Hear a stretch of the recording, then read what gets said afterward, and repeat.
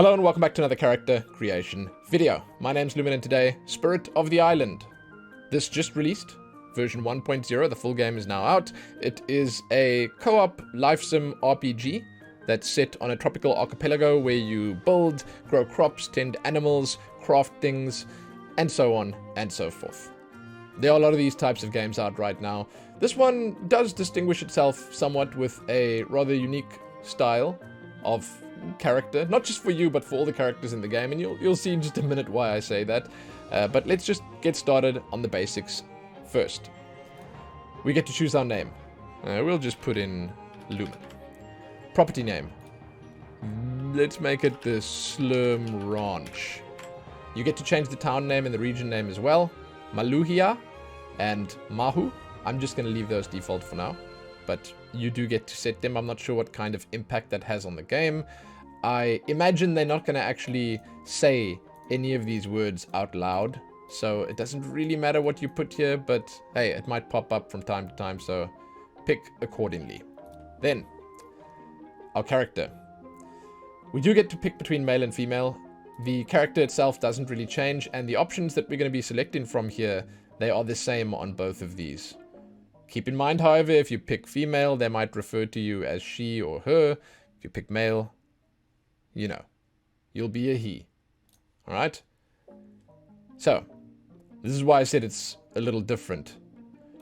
Because the skin colors, well, they're a little crazy. So I think that we're not quite human, we are something else entirely. And these are the colors that they give you, right? These are not some colors that you pick yourself. They don't give you, like, the full spectrum to choose from and then just allow you to pick the weird skin colors. No, they just give it to you.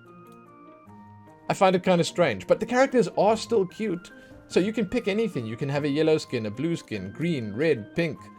You can take this cyan color over here. Yeah, man, you can do anything. For now, I'm just gonna keep the regular skin color so we can look at the rest of the options, but keep in mind you can go crazy with it. Then, hair. Let's have a peek. That's the one we have on right now. These are interesting styles. It doesn't seem like we can actually turn our character, which is fine. I'll have a look at the hair colors in just a moment. And again, I will mention that it's the same on male and female. So you're not going to have something different if you pick female. This looks like that guy with the balls on his head in My Hero Academia. And you can take the hair off entirely, if that is what you desire. So you can actually make that guy. Look at that. It's perfect. So, hair colors. Got the regular one. Yellow. I guess this is the black. Brown, green, blue, red, purple, pink, pinker. Is this another brown? I'm not entirely sure. And then the cyan color. It's just nice colors. It's nice colors, but it's the exact same colors as these. It's a little strange. It's like if you pick the yellow there and the yellow there, or if you pick like the blue there and the blue there. Yeah, like I said, it's a little strange. You can make yourself a Smurf. Well, I mean, it's not exactly a Smurf, but close enough. So, next up is eyes. Probably the most impactful thing you can change. Well, other than the skin color. It's actually a pretty big deal, because it's going to sort of, you know, set the mood, set the tone. I like these the most. I think those are fantastic. Yeah, that's kind of nice. That's kind of nice. You don't get to choose any other options for the eyes, like the color or whatever. But, you know, it's kind of sick. Let's take... I like the blue. And then, our final options. This is sort of like your character's background, right? And you can change your childhood setting here. And I think that this... once again, just affects the way the people see you in the game and react to you in the game. So let's have a look what they are. First up is villager. You love everything about living in a rural area and take joy in looking after a farm. Your animals mean a lot to you, while manual labor never brings you down. Survivor. You know how to fend for yourself and learn to identify edible plants and gather resources all the way back in school. Foraging, exploration are your strong suits. So you can sort of see where this would lead you. So if you pick in something like villager, then let's sort of throw it to something like Stardew Valley. You'd be better off on the farm. And then if you pick survivor, you'd be better off delving down into the mine and doing the more active stuff like the combat, the fighting, the exploration, and the adventure. And then next up we have foodie.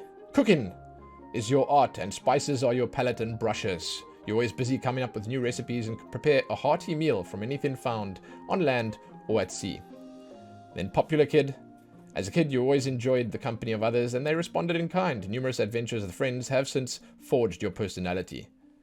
Builder. There's nothing you cannot craft or fix. You love building stuff and then destroying it in a spectacular fashion. Imagination and logical thinking make you a force to be reckoned with.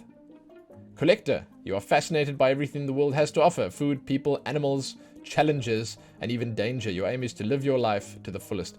People, hey? Collecting people, and that's the last one. So you can sort of see how this would, I suppose, affect the playstyle that you're going to go for. And maybe it doesn't affect it all that greatly. I haven't played the game myself, but it probably would end up giving you like a leg up on anything you want to do. So if you see yourself wanting to be the cook in your co-op playthrough, because this is something you need to keep in mind, this game is co-op. In your co-op playthrough, if you want to be the guy that makes the food, then you can do that, and your partner or your co-op friend can sort of be the survivor, and they can go out and find all the good stuff to make the food with. Or you could go for villager, and then your friend could go for builder, and then you could make like the ultimate farm. The friend could build all the stuff, you could tend to the crops and the animals and stuff like that. Yeah, I think it's kind of cool that you get to pick stuff like this at the start here, as long as it actually has like a reasonable or decent effect on the game. Then you get to pick your game mode. Easy is explorer, the survival needs are low, stamina recovers fast, and creatures are less aggressive.